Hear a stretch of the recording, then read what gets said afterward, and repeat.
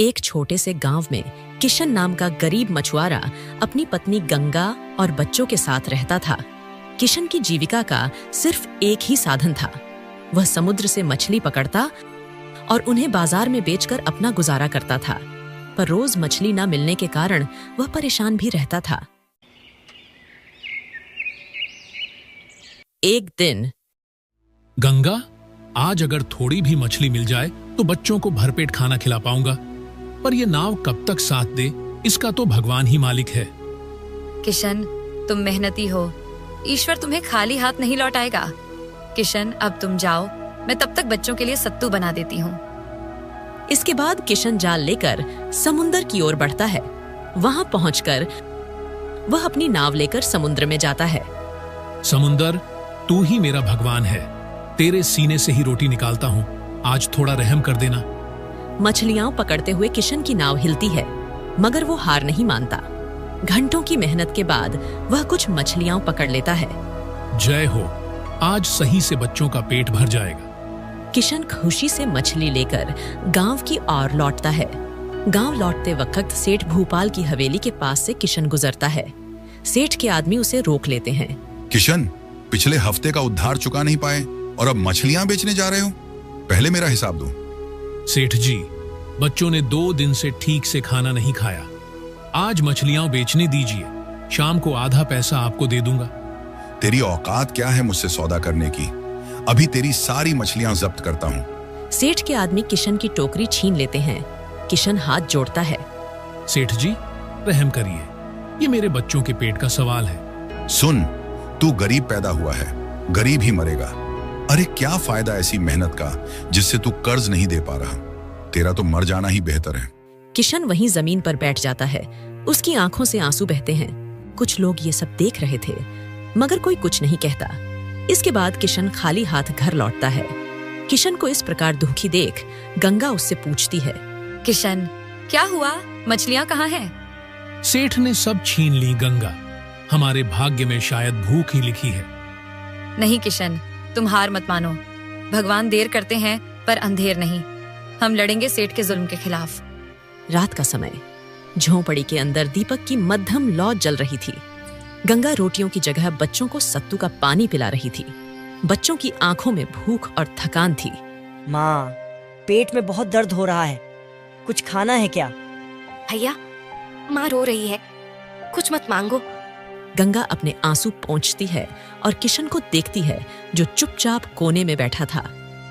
किशन, क्या हमारी मेहनत से भी बड़ा है उनका जुल्म? क्या ईश्वर अंधा हो गया है? नहीं गंगा, ईश्वर सब देख रहा है, पर शायद वो चाहता है कि हम पहले खुद अपनी चुप्पी तोड़ें। रात गहराती है, बच्चे भूखे ही सो जाते हैं। अगली सुबह गांव में सेठ भूपाल का आदमी गांव वालों को धमका रहा था। किशन और गंगा दूर से यह सब देख रहे हैं। जो सेठ के खिलाफ बोलेगा उसका हश्र भी किशन जैसा होगा, याद रखो। इतना कहकर वह वहां से चला जाता है। लोग डर के मारे चुप थे। तभी किशन का दोस्त रामू पास आता है। किशन भाई, तुम्हारी हालत देखकर दिल फट जाता है, लेकिन हम भी कब तक चुप रहेंगे? अगर तू लड़ेगा तो हम भी तेरे साथ हैं। ये सुनकर किशन के अंदर कुछ हिम्मत आती है। वह सभी गांव वालों से कहता है, भाइयों और बहनों, सेठ ने हमारी मेहनत लूटी है, बच्चों की रोटियां छीनी है। क्या हम यूं ही डरते रहेंगे? जो आज मेरे साथ हुआ है, कल आपके साथ भी हो सकता है। नहीं किशन भाई, अब बहुत हो गया। हमारे पास कुछ नहीं, पर हमारी एकता सबसे बड़ी ताकत है। हाँ, हम अपने बच्चों के लिए जान भी दे देंगे, पर अब और अपमान नहीं सहेंगे। तभी सेठ अपने गुंडों के साथ वहां आता है। अरे क्या करोगे तुम सब? मेरे पास पैसा है, ताकत है, गुंडे हैं, तुम लोगों के पास क्या है? हमारे पास भूख है सेठ, और भूखे इंसान से ज्यादा खतरनाक कुछ नहीं होता। तू मुझे धमकी दे रहा है? ये धमकी नहीं है सेठ जी, ये चेतावनी है। अब अगर किसी गरीब की रोटी छीनी तो पूरी हवेली हिला देंगे। सेठ खामोश हो जाता है। उसके आदमी भी एक पल को हड़बड़ा जाते हैं। रात का समय, सेठ गांव वालों की बातों की वजह से बहुत गुस्से में था। वो क्रोधित होकर अपने गुंडों को बुलाता है। सुनो, किशन को सबक सिखाओ, बहुत उड़ रहा है। जाओ और उसकी नाव जला दो। मैं भी देखता हूँ कि ये मछली कैसे पकड़ आता है। इसके बाद सेठ के गुंडे किशन की नाव के पास जाकर नाव में आग लगा देते हैं और वहां से भाग जाते हैं। अगली सुबह किशन मछली पकड़ने जाने लगता है। तभी गंगा उससे कहती है, किशन, आज मैं भी तुम्हारे साथ चलूंगी। क्या पता आज भी सेठ तुमसे मछली छीन ले। ठीक है, चलो। किशन और गंगा बच्चों को ठीक से सुलाकर मछली पकड़ने चले जाते हैं। लेकिन जैसे ही वे वहां पहुंचते हैं तो उनकी आंखें फटी रह जाती हैं। किशन, देखो, हमारी नाव किसी ने जला दी। किशन द्वारकर नाव के पास जाता है, मगर तब तक आग सब कुछ निगल चुकी थी। वह जमीन पर बैठकर रोने लगता है। तभी एक बाबा किशन को रोता देख उसके पास आते हैं। बेटा, आंसू बहा लेना कमजोरी नहीं होती, लेकिन उन आंसुओं से कुछ बड़ा करने की ठान लेना वही असली ताकत है। बाबा, मेरा परिवार भूखा है, लेकिन मैं अब किसी से डरूंगा नहीं। सेठ के खिलाफ आवाज उठाऊंगा, चाहे कुछ भी हो। तो सुनो, जब इंसान की मछली कोई और छीन ले, तब वो समुंदर को नहीं छोड़ता, वो नाव को मजबूत करता है। किशन की आंखों में एक नई चमक आ जाती है। वो अपने आंसू पोंछता है और दृढ़ होकर उठता है। अब वक्त है लड़ने का, भूख से और उस सेठ के अन्याय से। अगली सुबह क्या कर रहे हो किशन? उम्मीद बना रहा हूं, हमारे बच्चों के लिए और हमारे कल के लिए। ये सिर्फ नाव नहीं है किशन, ये हमारे सपनों की नई शुरुआत है। चाहे हाथ छिल जाए, पर हमारा हौसला नहीं टूटेगा। तेरी बातें ही मेरी ताकत हैं गंगा। तू है तो मैं हार नहीं सकता। उधर सेठ अपनी हवेली में अपने आदमियों के साथ बैठा था। वह गुस्से में तमतमाया हुआ था। सेठ जी, किशन ने दूसरी नाव बना ली है और मैंने सुना है कि वो आपसे बदला लेना चाहता है। क्या? ये किशन अब बर्दाश्त के बाहर हो गया है। उसके अंदर डर बैठाना होगा, वरना और लोग भी सिर उठाने लगेंगे। आज रात उसके बच्चों को उठा लेते हैं मालिक, तब समझेगा आपसे टकराने का अंजाम। नहीं, बच्चों को रहने दो, अब इसे ही सबक सिखाएंगे। अगली सुबह किशन किसी तरह नाव लेकर इस बार नदी पर पहुंचता है। आज नहीं तो कल जीत हमारी होगी, क्योंकि हम सच्चे और मेहनती हैं। नाव धीरे धीरे बहने लगती है। इस बार किशन काफी सारी मछलियां पकड़ लेता है। फिर उन्हें टोकरी में रखकर बाजार की ओर चल देता है। बाजार पहुंचकर किशन मछली बेचने लगता है। शाम का समय, किशन अकेले मछलियां बेचकर लौट रहा था। नदी की लहरें शांत थीं और वातावरण में अजीब सी बेचैनी थी। अचानक झाड़ियों के पीछे से 4 गुंडे निकलते हैं। साथ में आता है सेठ भूपाल। कहां था ना किशन, तू कितना भी चिल्ला ले, ये दुनिया पैसे वालों की है। सेठ, अब तुझसे डर नहीं लगता। तेरा जुल्म बहुत देख लिया। अरे, तू गरीब होकर मुझसे आंख मिलाता है। आज तू यहीं खत्म होगा। गुंडे किशन को पकड़ते हैं और उसे खींचकर नदी की ओर ले जाते हैं। नदी के किनारे गुंडे किशन को पैर से बांध देते हैं। सेठ खड़ा देखता है, जैसे उसका कोई शौक पूरा हो रहा हो। सेठ, तू मेरी देह को मार सकता है, मेरे इरादों को नहीं। जब जब कोई गरीब रोएगा, तू मेरी आवाज सुनेगा। चिंता मत कर, अब तुझे आवाज उठाने के लिए सांसें नहीं मिलेंगी। गुंडे किशन को नदी में धकेल देते हैं और वहां से चले जाते हैं। किशन डूबने लगता है और पानी में छटपटाता है। गंगा, मेरा सपना अधूरा न रहने देना, बच्चों को पढ़ाना और गांव को मत झुकने देना। अचानक दूर एक चिल्लाहट सुनाई देती है।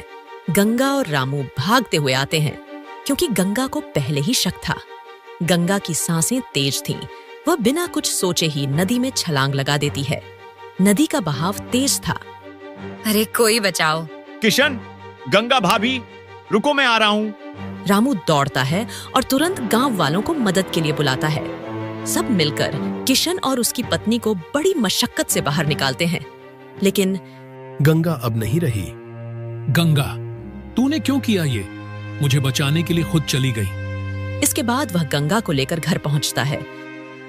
घर पहुंचकर वह अपने बच्चों को सब बता देता है। ये सुनकर किशन के बच्चे फूट फूट कर रोने लगते हैं। माँ, आपकी तो जरूरत थी हमें, आपने क्यों छोड़ दिया हमें? माँ, उठो ना माँ। पूरा गांव शोक में डूबा होता है। गंगा का बलिदान सबके दिलों को छू जाता है। कुछ सालों बाद किशन अपनी पत्नी की मौत को लेकर अभी शांत था, लेकिन उसके अंदर बदले की आग भड़क रही थी। अर्जुन और गीता अब जवान हो चुके थे। गीता बेटी, तू जल्दी से खाना बना दे, मुझे काम पर जाना है। अर्जुन, तू भी पढ़ाई के बाद गाय को जंगल छोड़ आना मत भूलना। हाँ बाबूजी, मैं सब कर लूंगा। एक दिन ऐसा आएगा कि मैं तुम्हें इस गरीबी से बाहर निकालूंगा और उस सेठ से अपनी माँ का बदला लूंगा।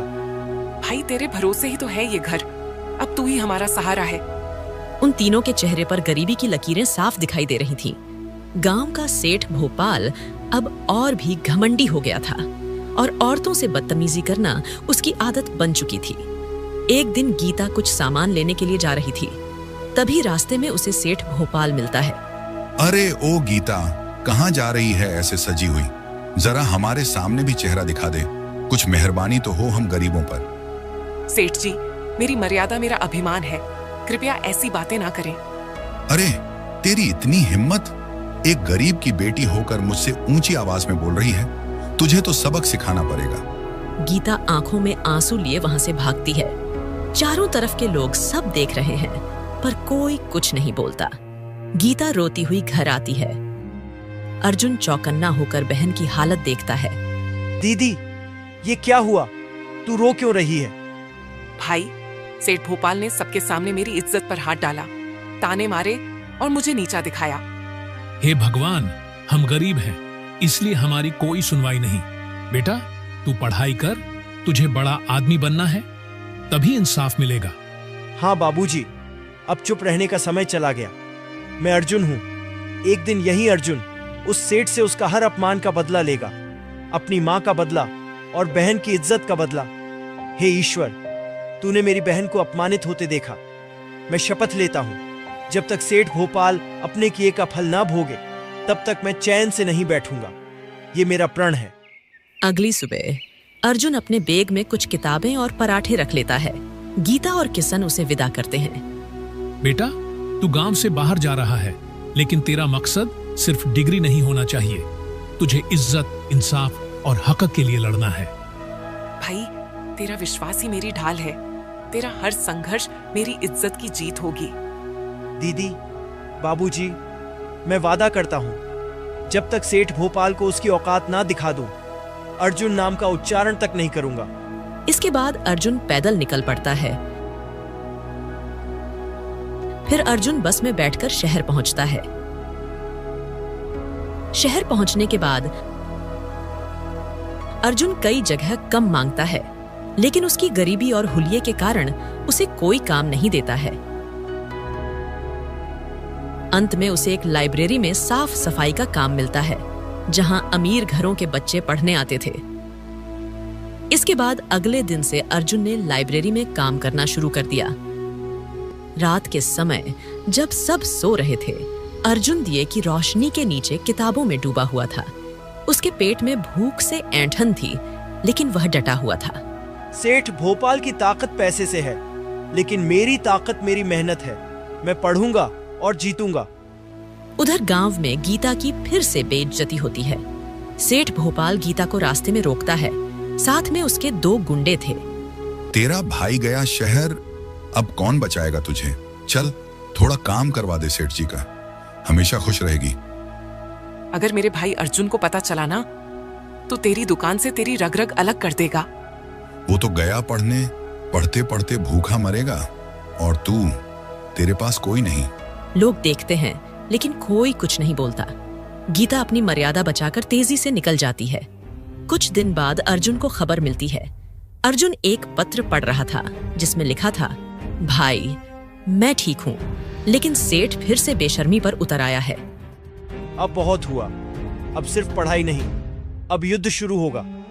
अर्जुन अब दिन रात दिल लगाकर पढ़ाई कर रहा था और हर प्रतियोगिता परीक्षा दे रहा था। उसके अंदर सफलता की आग जल रही थी। कुछ महीनों बाद एक परीक्षा का रिजल्ट आता है। अर्जुन को दफ्तर में बुलाया जाता है। बधाई हो, आप केंद्र परीक्षा में सफल हुए हैं। कृपया कल हमारे रीजनल ऑफिस में अपने प्रमाण पत्रों के साथ रिपोर्ट करें। अर्जुन कुछ पल के लिए चुप रह गया, जैसे समय थम गया हो। सच? क्या आप सच कह रहे हैं? जी हाँ, अब आप डीएसपी अर्जुन कुमार बन गए हैं। ये सुनते ही अर्जुन की आंखों से आंसू बहने लगे। गांव की सड़क वर्षों बाद अर्जुन की गांव वापसी होती है। किशन के घर के बाहर एक चमचमाती सरकारी गाड़ी रुकती है। अर्जुन खाकी वर्दी में बाहर निकलता है। अब वह डीएसपी अर्जुन बन चुका था। अर्जुन को इस तरह देख गीता और किशन की आंखों से खुशी के आंसू झरने लगते हैं। भाई, तू तो सचमुच शेर बन गया। तूने कर दिखाया। आज मेरा जमीर वही है, पर अब मेरा बेटा मिट्टी से सोना बन गया। अब कोई गरीब बहन रोएगी नहीं। अब सेठ जैसे राक्षस डरेंगे और मैं अपनी माँ का बदला लेके रहूंगा। सेठ भोपाल की दुकान सत्ता के नशे में चूर सेठ अब और भी अमीर हो चुका था। दुकान पर रिश्वत का धंधा, झूठा कारोबार और गुंडागर्दी चरम पर थी। अचानक अर्जुन वर्दी में वहां पहुंचता है। अरे ओ अफसर बाबू, आप तो पहली बार आए हैं हमारी दुकान पर। आइए, कुछ सेवा करूं? पहचाना नहीं सेठ? मैं वही अर्जुन हूँ जिसकी बहन पर तूने बेशर्मी से हाथ डाला था, और आज तेरी वजह से मेरी माँ मेरे साथ नहीं है। तू अर्जुन? नहीं नहीं, तू तो गरीब मछुआरे का बेटा था। तू अफसर कैसे? सेठ, मेरी माँ और मेरी बहन के आंसू मेरी ताकत बने और तेरे गुनाह तेरी सजा। अब तेरा हिसाब शुरू। ये सुनकर सेठ के चेले भाग जाते हैं। कभी जिसके बाप के पास एक पैसा तक न था, आज वो हमारी इज्जत का रखवाला बन गया। अब बेटियों की इज्जत बची रहेगी और अब कोई सेठ किसी गरीब को परेशान नहीं करेगा। इसके बाद अर्जुन सेठ के खिलाफ सबूत इकट्ठा करता है, जिसमें गलत दस्तखत करवाना, पंचायत पर दबाव डालना और गांव की जमीनें हड़पना आदि शामिल था। अर्जुन, तुझे याद है ना मैं कौन हूँ? तू मुझे ऐसे थाने लाया है जैसे कोई अपराधी हूँ। यही तो तेरा भ्रम था सेठ भोपाल। तू सोचता रहा कि पैसे से कानून को खरीदा जा सकता है, लेकिन अब नहीं। मैंने क्या किया है? कौन सा जुर्म? तो सुन, कर्ज में डूबे गरीबों से जबरदस्ती वसूली, मछुआरों की मछलियां लूटना, गलत दस्तखत करवाना, पंचायत पर दबाव डालना और गांव की जमीनें हड़पना। गवाह हैं पूरे गांव वाले और मैं खुद। सेठ चुप हो जाता है। इसके बाद अर्जुन गांव पहुंचता है। सुनो मेरे गांव के साथियों, आज एक बहुत पुराना अन्याय मिटा है। वो सेठ जिसने मेरे पिता से मछलियां छीनी थीं और मेरी मां को छीना और इस गांव के लोगों की मेहनत पर डाका डाला, आज वो सलाखों के पीछे है। लोगों में सराहना और गूंजती है। मुझे याद है वो दिन जब मेरे बाबा की आंखों में आंसू थे और हाथ खाली। मैंने तभी ठान लिया था कि मैं बड़ा होकर इतना मजबूत बनूंगा कि न सिर्फ अपने परिवार को बल्कि इस पूरे गांव को अन्याय से बचा सकूं। और आज मैं तुम सबसे बस एक और बात कहना चाहता हूं। चाहे कोई अपराधी कितना भी झूठ बोले, चाहे जितनी गुंडागर्दी कर ले, वो ज्यादा दिन तक नहीं टिक सकता। जब लोग एकजुट होते हैं और आवाज उठाते हैं तो अन्याय हारता है। सही कहा अर्जुन बाबू, अब कोई हमें डराएगा नहीं। हाँ, मैं चाहे कहीं भी रहूं, लेकिन अब कोई तुम्हें परेशान नहीं करेगा, ये मेरा वादा है। किशन अर्जुन के पास आता है। अर्जुन का हाथ पकड़कर उसे अपने सीने से लगाता है। गीता और गांव वालों की आंखें गर्व से भर जाती हैं।